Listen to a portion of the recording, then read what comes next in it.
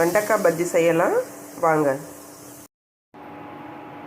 வெண்டைக்காயை நீட்டு வாக்கில் 4 கட் பண்ணி வச்சுக்கோங்க. நல்லா பிஞ்சு வெண்டைக்காயாக எடுத்து அதுக்கு போட வேண்டிய மசாலா: சீரகத்தூள் 1/2 ஸ்பூன், மஞ்சத்தூள் 1/2 ஸ்பூன், காரமிளகாத்தூள் 1 ஸ்பூன், கரம் மசாலா தூள் 1 ஸ்பூன், கடலைப்பருப்பு 5 ஸ்பூன், அரிசி மாவு 3 ஸ்பூன், கார்ன்ஃப்ளவர் மாவு 2 ஸ்பூன், பெருங்காயம் 1/2 ஸ்பூன், உப்பு திட்டமான அளவு, கொஞ்சமாக கருப்பெல் எடுத்துருக்கிறேன், ஒரு பூண்டு தட்டி வச்சுருக்கேன்.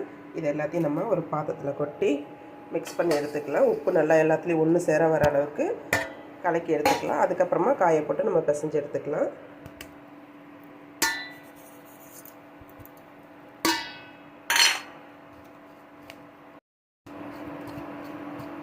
உப்பு எல்லாத்தோட நல்லா மசாலாவும் மிக்ஸ் ஆகிடுச்சு. நம்ம இந்த ஸ்டேஜில் கட் பண்ணி வச்சுருக்கிற காயை போட்டு நல்லா பரட்டி எடுத்துப்போம்.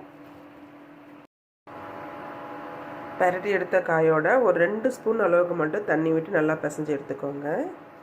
அதிகமாக தண்ணி விடாதீங்க. சட்டியில் எண்ணெய் காஞ்சிருச்சு.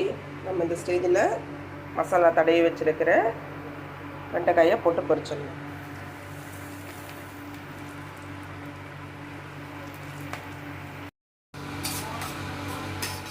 வெண்டைக்காய் பக்கோடா செஞ்சு முடிச்சாச்சு. ஃபைனலாக இப்படி தான் இருக்கும். நீங்கள் எண்ணெயில் பொரிச்சு எடுக்கும் பொழுது வெண்டைக்காயோடைய விதை வெடித்து வரும்.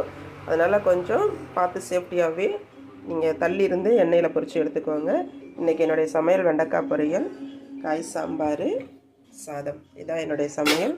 என்னுடைய சமையல் பிடிச்சிருந்ததுன்னா லைக் பண்ணுங்கள், சப்ஸ்கிரைப் பண்ணுங்கள். வீடியோ பார்த்ததுக்கு ரொம்ப ரொம்ப நன்றி.